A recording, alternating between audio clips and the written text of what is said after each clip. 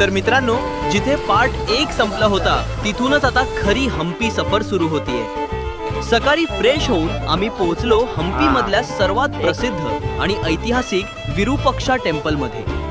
मंदिराच्या एंट्रीला जाताना आमच्याकडचं पाणी आणि खाऊ आत नेऊ दिला नाही। सुरुवातीला आम्हाला वाटलं, अरे एवढं स्ट्रिक्ट का? पण पुढं आत गेल्यावर कारण स्वतःच समजलं। कारण तिथे होते माकडांचे फुल ऑन राज्य। आत एंट्री करताच समोर दिसलं ते भव्य गोपुरम आणि दगडी वास्तुकलेचं अप्रतिम सौंदर्य। अक्षरशः तोंडातून आपोआप वास असंच निघालं।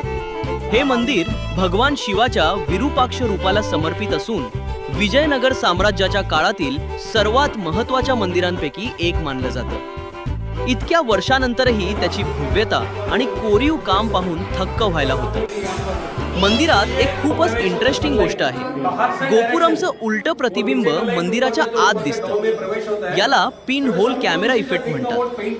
त्या काळात इतकं भन्नाट आर्किटेक्चर तयार केलं होतं हे पाहून खरंच आश्चर्य वाटतं। पुढे फिरताना आम्हाला तिथे एक प्राचीन पवित्र कुंड मन्मथ पुष्करणी दिसलं, जे पूर्वी धार्मिक विधींसाठी वापरलं जात असे।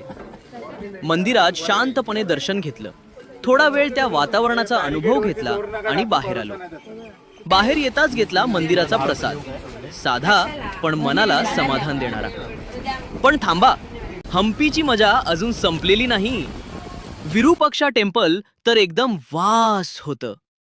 पण पुढच्या पार्टमध्ये भेटणार आहे हम्पीचा भला मोठा चन्ना गणपती आणि अंगावर काटा आणणारा लक्ष्मी नरसिंह।